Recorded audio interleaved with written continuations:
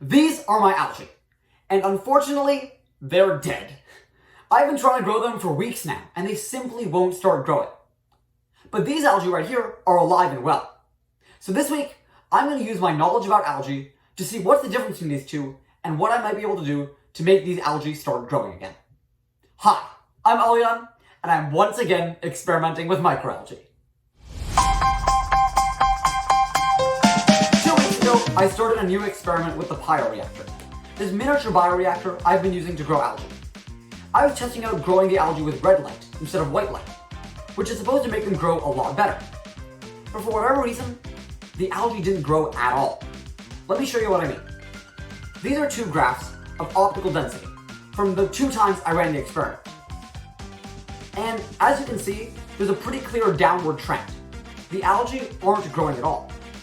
So this week, I'm trying to figure out what happened and what I might be able to do to make the algae grow again. Now I will say, I know that it's possible to grow algae well, and that's because of my other culture in the big bioreactor. I mean, big is a strong word, but it's a lot bigger than the 10 milliliter bioreactor. This is the 400 milliliter algae culture I started last week, where I added algae to this large vial supplied with light, air, and water and nutrients, and they grew extremely well.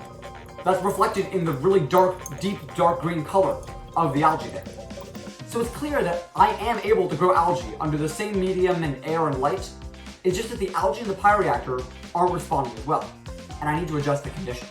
So I'm going to try and replicate the conditions that I have in the big bioreactor inside the bioreactor. And that's going to require a few adjustments. First thing I'm adjusting is the light. I'm switching the light source back over to white light from red light. It seemed that the white light was making them grow the best so far, so I'm going to stick with that, and if I can experiment with red light down the line, I will. But the big thing I'm changing is that in the big bioreactor, I've been adjusting the light intensity with time, with how much the algae are growing. So I start off the light intensity really low as the algae just start off, and then as the algae grow, I increase the amount of light they're getting per day so that they can grow faster and faster. I'm going to try to replicate that in the bioreactor. And that's something I can do on the bioreactor's interface with the light intensity function. I can set it low down at 3% to start, and I'll increase it all the way up to 8 or 9 or maybe even 10% by the time the algae are done growing. Now, the other big change I'm making is actually being able to add air to the bioreactor. So normally, when I start off a bioreactor experiment, I just add algae and medium into the vial and only fill up the vial halfway, leaving enough airspace for the algae to have the carbon dioxide they need to grow. But I'm suspecting that that's not actually working. And you can see in my big bioreactor, I actually have an air tube, which supplies air all the way down to the bottom of the bioreactor where the algae actually are. And I think that's best for the growth. So what I'm trying to set up here in the bioreactor is a similar system, where air is funneled all the way to the bottom. And this is where things get really exciting, because I can make use of a tool that I developed in my last vlog, my customized air bubbler. Check this out. I deconstructed the air bubbler that I've been working with in my entire time growing algae. And what I found is that it's controlled by this electromagnet, which, when I move it closer to this vibrating piece, pushes more and more air out of the tube. So by deconstructing it, I can change the distance between the vibrator and the electromagnet, and therefore how fast the air is bubbling. Now this is really good, because the bioreactor is really small, so it doesn't need a lot of air to be supplied at once.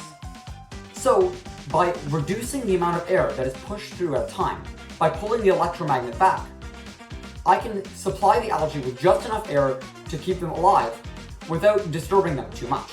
And it also means that as the algae are growing, I can increase the amount of air that they're getting, just like how I'm going to increase the amount of light they get. So you can see that when I plug in the air bubbler to the bioreactor, there is bubbles coming through that tube that will supply the algae with all the air that they need. And those are all the customizations that I'm going to make for now. I've done a bit of investigation on how algae grow successfully, and what I can do to make the bioreactor algae come back to life. So that's all I've got for this week.